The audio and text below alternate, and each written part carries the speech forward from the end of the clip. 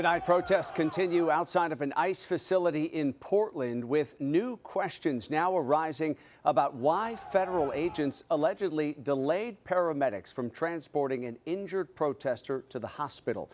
Good evening, everyone. Welcome to West Coast Wrap. I'm Alex Savage. Those medics say federal authorities refused to let their ambulance leave the facility for 10 minutes.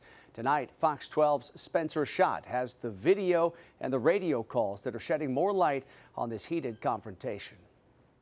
Yeah, this happened last Sunday, October 5th. Our cameras were here and captured the ambulance coming into the ICE facility to transport a detained protester to the hospital.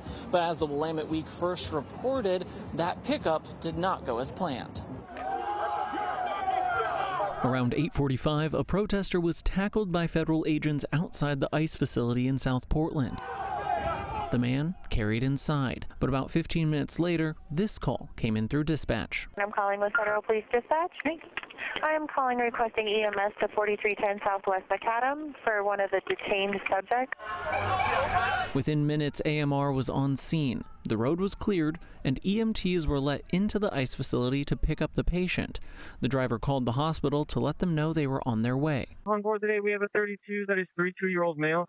Chief complaint today is going to be some left shoulder pain, as well as some right wrist and ankle pain, secondary to being tackled to the ground by some officers. But 10 minutes later, the ambulance still hadn't moved, and other protesters started to notice. And you can see officers standing in front of the emergency vehicle. Just an update, we are still not being allowed to leave by the ICE officers. 1343, copy. You're attempting to transport code 1 to ambulance needed by protesters? No, not protesters, just the ICE officers. According to dispatch logs from the Bureau of Emergency Communications, 50 to 60 federal agents were blocking the road. A few minutes passed, and the ambulance was finally allowed to leave, with a federal agent following close behind. When asked about the incident, a spokesperson for AMR said they are collaborating closely with Federal Protective Services to thoroughly review all aspects related to this incident. Now, I also reached out to ICE and DHS to ask why there was a delay on letting that ambulance leave their facility. They have not responded to our call just yet. Reporting in South Portland, Spencer Schott, Fox 12 Oregon. Well, this year's Dreamforce conference in San Francisco has come to an end, and while the focus of the event this year was expected to be on artificial intelligence, there was also a lot of discussion about comments by Salesforce CEO Mark Benioff about safety in San Francisco. Benioff sparked controversy when he said in a New York Times interview that he supported the idea of President Trump sending the National Guard into San Francisco. He later backed off of those comments. Still, Dreamforce attendees visiting the city this year said they felt safe. There's a lot of security, a lot of bag checks. I don't mind having to scan my bag, but I definitely feel safe. I don't think having the National Guard would hurt, but I don't feel like at this point it's necessary for my safety. And tonight we're learning one of Benioff's longtime friends, venture capitalist Ron Conway, has resigned from his position on the Salesforce Foundation. In an email seen by the New York Times, Conway told Benioff their values were no longer aligned. Well, tonight construction is underway on a new section of southern border wall in Arizona. The Department of Defense has put out a video today showing crews beginning work on 15 miles of wall at the Barry M. Goldwater Air Force Range in southwest Arizona. This is right along the U.S.-Mexico border. A statement from the Department of Defense on X called the border wall a critical project that would strengthen border security and protect a vital military installation. The suspect in the deadly shooting of a 21-year-old man from Flagstaff, Arizona, has fled to Germany, according to police. Dylan Carter was found shot to death inside his Flagstaff bedroom on October 13th of 2024. Prosecutors charged Carter's friend, 20-year-old Philip Green, with a count of manslaughter. Green claimed the shooting was accidental and he was released on bond. But now Flagstaff police confirm that Green has fled to Frankfurt, Germany. Dylan's father is making a public plea for Green to return back to the U.S. and face trial. You know, Philip, he was supposed to take a plea deal roughly between 4 and 10 years. He opted out on that. And so now we're going to go to trial. That starts in February. An attorney representing Green said that he cannot comment on the case at this time. In Southern California, a graduate student at USC has been arrested accused of drugging and raping women. This all started with an international tip that sparked a massive investigation. Fox 11's Gina Silva has more tonight on this case. I would suspect that this individual was an opportunist. So whenever the individual developed a relationship with someone, he took that opportunity to drug them and sexually assault them. His name is Cisse Wing, also known as Stephen Wing, a 30-year-old USC graduate student accused of drugging women by spiking their food and drinks, then sexually assaulting them. Evidence was recovered at Wing's residence that corroborated his involvement in drug-facilitated sexual assaults of multiple victims, dating back to 2021 and continuing into 2025. German authorities tipped off the LAPD about suspected drug-related sexual assaults involving Wang, a foreign national from China.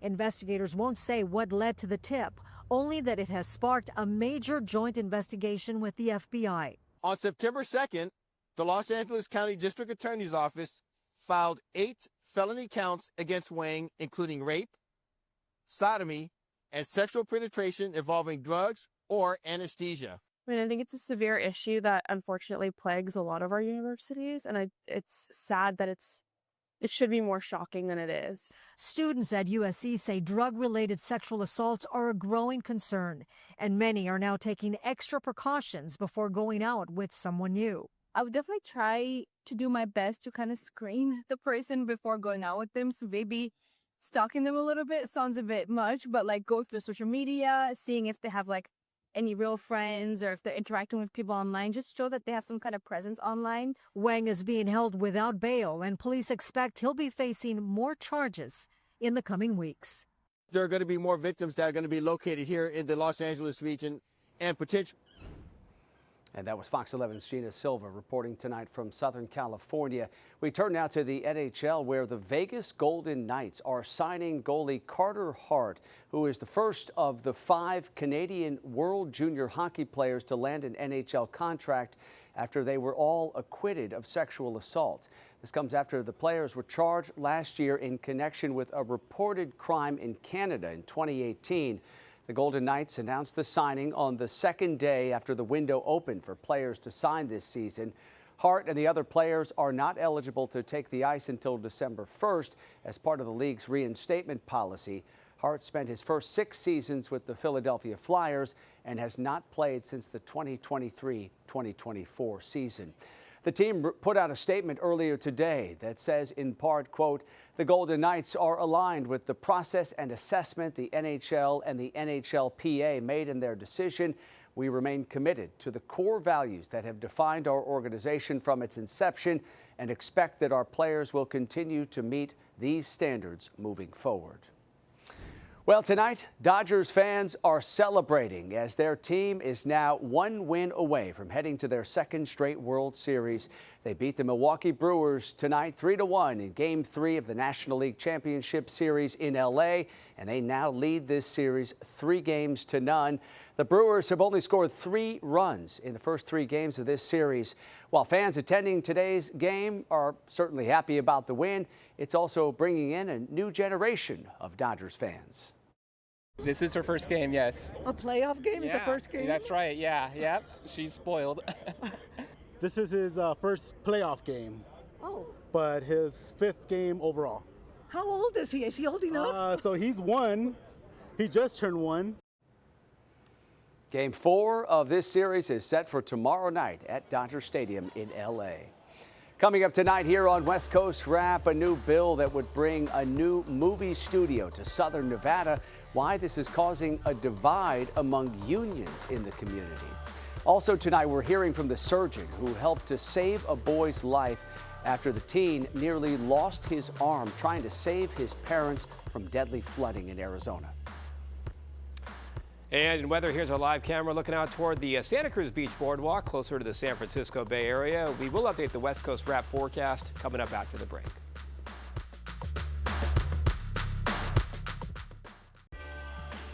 Tributes are coming in tonight for one of the founding members of KISS, Ace Frehley. He died today at a hospital in Morristown, New Jersey, after being taken off life support. Frehley was 74 years old and suffered some brain bleeding after a fall in his studio last month. That injury prompted him to cancel his tour. He wanted to actually go ahead and go with the tour anyway against the doctor's wishes and then go to those dates. But we're told that medical personnel were able to convince him not to. And then from that point on, for this 2-week period, his health did worsen. The lead guitarist was a member of KISS from 1973 to 1982, alongside Gene Simmons, Paul Stanley, and Peter Criss. Frehley also enjoyed a nearly 5-decade solo career that produced classics like his cover of New York Groove. In Nevada, a bill to bring a movie studio to the Las Vegas Valley is pitting two unions against each other. The legislation would allow a film lot to be built in Summerlin as a joint venture between Warner Brothers and Sony. Labor's Local 872 held a rally in support of the legislation this week, which would include a $1.6 billion film tax credit. They say this would bring thousands of jobs to the region. We're looking at thousands of jobs. Us as union leaders, we have to look forward to the future of our members. However, another union in southern Nevada representing state and county workers says that the bill prioritizes wealthy donors over everyday Nevadans at a time of funding cuts and a loss of programs and services. Why are we not providing that to our small businesses who are being hurt by tariffs? Why are we not providing that to our schools to uplift educators, to our state employees? There is no word at this point on when a special session might convene, and it's not clear whether the Nevada legislature will take up the movie studio bill if that session does in fact happen. A top California university has declined President Trump's funding proposal. USC put out a statement today rejecting the president's offer for priority federal funding. In exchange, USC would have had to adopt certain policies, including creating gender rules for bathrooms and women's sports, taking race and gender out of the admissions process, and limiting international students. USC says the compact undermines values of free inquiry and academic excellence.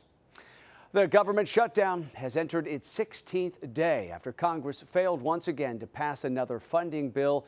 Democrats remain dug in with their demand for an extension to health care subsidies, while at the same time Republicans tried a new tactic, introducing an individual bill to only fund the Pentagon, something Democrats weren't going for. It's always been unacceptable to Democrats to do the defense bill without other bills that have so many things that are important to the American people in terms of health care, in terms of housing, in terms of safety. In a potential sign of progress, Republicans say they could be open to holding a vote on the soon-to-expire tax credits. Meantime, thousands of federal employees remain unpaid tonight. Well, Interstate 5 in Southern California will remain open this weekend during a planned military celebration at Camp Pendleton, north of San Diego. The Marine Corps' 250th anniversary celebration on Sunday. There were reports that Navy ships would be firing live ordnances from the ocean over the freeway and onto the base. However, military officials have since said that no explosive rounds will be fired from ships. That shift prompted Governor Gavin Newsom's office to back off of plans to close part of the busy freeway. Newsom also weighed in, calling this celebration a, quote, absurd show of force during a government shutdown. Vice President J.D. Vance will be on hand for this weekend's event. Tonight, we're hearing from an Arizona surgeon who helped to save the life of a teenager who severed his arm trying to save his family from floodwaters that overtook their home. Fox 10's Nicole Corsine has more tonight on the care that he received after his heroic actions. When Tim Melma arrived by medical helicopter to Phoenix Children's Hospital in September, Dr. Ruben Bueno says his condition was severe. When I first saw him, he had no blood flow going to his hand and to his arm. Tim had severed an artery in his arm after punching through a glass window in his home in Globe in order to save himself and his parents from rapidly rising floodwaters. Dr. Bueno and his surgical team knew they had to act fast to save Tim's arm and hand. Time is of the essence because tissue without a blood supply doesn't survive, and that's why Tim would be at risk for losing his arm unless we restore the blood flow quickly. Tim's emergency operation proved successful. Dr. Bueno saying there were many heroes that night. The first responders, the helicopter pilot, the nurses who brought him to Phoenix Children's, and then once he got here, the nurses, the trauma surgeons, the anesthesiologists. And Tim himself, heroic in the actions that led to his injury. He was a hero that evening for his family. When we first saw him at the hospital, we all recognized what he put himself at risk for to save himself and his family. While Tim has a long road ahead to regain use of his arm, Dr. Bueno says he has no doubt the teen will put in the necessary work. He's a really hard worker with a great attitude, so he will put himself in the best possible position to have a great outcome. And that was Fox 10's Nicole Christine reporting tonight from Arizona. Tonight, rescue efforts continue in western Alaska after a deadly typhoon caused major flooding there. A U.S. Air Force plane touched down at Alaska's Joint Base Elmendorf-Richardson, carrying hundreds of evacuees from some of those hard-hit communities. That typhoon washed away homes, leaving one person dead and displacing at least 1,000 people. Water levels reached more than 6 feet in some coastal communities. The Alaska National Guard and other agencies also have been taking part in this operation. Those evacuees were transported on school buses to a nearby temporary accommodation site. All right, let's talk more broadly about our weather across the West, and let's bring in KTVU's chief meteorologist, Mark Tamayo, with a look at what we can expect as we head toward the weekend. Mark. Hi there, Alex. Yeah, it looks like a pretty quiet weather pattern setting up as we head toward the weekend. Of course, parts of the West Coast, parts of California dealing with some rain and snow over the past couple days. This was the Sierra Lake Tahoe, as you can see, looking out toward the lake from last Sunday. Look at the transformation somewhat out in the distance with some new snow to talk about here. So nice little start to the snow season in the Sierra. The winter outlook released today, and as you can see here, it looks like above average chances, at least higher chance of above normal rainfall focused up in the Pacific Northwest, and looks like a better chance of drier than average conditions down in Southern California. So it's always a tough call, but that's what the forecast is going with right now, as you can see, with maybe more active weather to the north and maybe some drier conditions as you do work your way closer to Southern California. Here's the satellite for today. As you can pick out, you can see a few high clouds drifting into Portland and Seattle. The radar imagery, a few scattered rain showers, nothing significant, at least over the past few hours. This was the scene today in Seattle, showing you all the cloud cover. Temperature of 58 degrees, closer to the Bay Area. This was San Francisco, some lower clouds out there, especially for the morning hours. 66 in San Francisco, and then in the Phoenix area. Remember, we had all the real heavy downpours last weekend, but actually a chance to recover today. In fact, lots of sunshine, 81 degrees. So the triple-digit heat for right now is history in Phoenix. As far as currently right now, it's 74 in Phoenix, Las Vegas 70, Reno, Nevada 54 degrees, and some 50s for Portland and Seattle right now. Here's the forecast for tomorrow. The chance of some rain showers in Seattle looks like an unsettled weather pattern that will carry over into the weekend. Sunshine for San Francisco and Los Angeles. A warm day in Phoenix. Looks like some more sunshine out toward the Denver area for your Friday afternoon. Here is the forecast model. It does pick up on the clouds and the possibility of some rain showers showing up in the Pacific Northwest. This is 6 o'clock tomorrow morning, and then maybe decreasing chances later in the day. And then lots of sunshine for Eureka, down toward the Bay Area, toward Los Angeles, out toward Las Vegas and the Phoenix area for tomorrow. So over the next 3 days, we're going to keep things unsettled in that Seattle 3-day forecast. San Francisco could have some fog in the morning, clearing out into the afternoon hours, but a nice weekend outlook. Pretty much the same story for Los Angeles. Denver, more sunshine, but might thicken up the cloud cover on Sunday. And it looks like clear skies out toward the Phoenix area. So thankfully, Alex, we're not talking about any major storms for these cities showing up over the next few days. Looks like a nice weekend ahead with maybe some rain chances focused up to the north. All right, yeah, looks pretty good heading toward the weekend. Yeah. Okay, Mark, thank you. Still ahead tonight on West Coast Wrap, a new partnership between Waymo and DoorDash is now taking off in Arizona. Why some DoorDash drivers are not happy about it. Plus, the NBA team here in the West that is the league's most valuable franchise, how much the team is worth and how the rest of the league stacks up.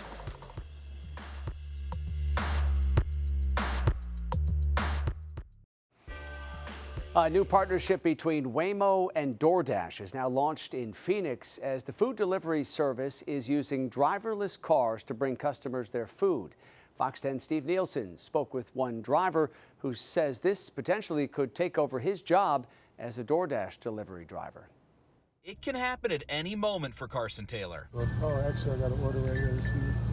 As a part-time DoorDash food delivery driver, he pulls up to the Dash Mart on Bethany Home in Phoenix and waits for an order worth accepting. So this one is $12.25 for 5 miles. So I mean, it varies between what you get. He's going to pass on that one, which is part of the reason behind a new partnership for DoorDash. They're teaming up with Waymo, the company with all the driverless cars in the valley. Food will be placed in the trunk. It drives to your house. You get a code to open the trunk, and the food's yours. From store to robot to you. That's an interesting concept, but a driverless car, I feel like you're not going to get the convenience of somebody bringing it into your building or bringing it to your door. So I would say that's an inconvenience for me. Sherry White and her husband Lonzo are visiting Phoenix from Houston. They've never seen Waymos before, something that's commonplace here in the valley. It is coming on us kind of quickly, and I think some of us are just kind of not stuck, but we're just not ready to go that far forward. And it's not just Waymo. DoorDash just 2 weeks ago launched Dot, a robot with fun eyes that can use bike lanes to bring you your food. It's been undergoing testing for the last few months in Mesa. Right now, the Waymos and the Dots are sticking to orders connected to Dash Marts. The hope is to expand, but Taylor hopes it doesn't expand too fast. But DoorDash says these are great options for the orders that are smaller that many drivers pass on. It'll just be a world of robots, but if that's the way they think the world should, be, it's sad, but we'll still, find work. All right, with just a few days to go now before the start of the NBA regular season, we are learning that the Golden State Warriors are now the NBA's most valuable franchise, worth just over $11.3 billion. That's according to Sportico. That valuation is higher than the Lakers, valued at $10 billion, as well as higher than the New York Knicks. And the Warriors are worth nearly twice as much as the LA Clippers and Boston Celtics, each team valued around $6 billion. The Warriors trail only the Dallas Cowboys in the race for the most valuable American sports franchise. Finally, tonight, the Utah Mammoth unveiled their new mascot, Tusky, during the team's first home game of the season. The 6'5" mascot with mountain blue fur, dark blue mohawk, and salt white tusks burst from a massive block of ice at the Delta Center last night in Salt Lake City. The team says the name Tusky is to lean into the team's Tusks Up rallying cry. This is the first year for the Mammoth's new mascot after they were originally called the Utah Hockey Club last season. That was after they relocated from Arizona before the start of last season. All right, that does it for West Coast Wrap tonight. A reminder here to head to westcoastwrap.com for updates on all the big stories we're following. Have a great night.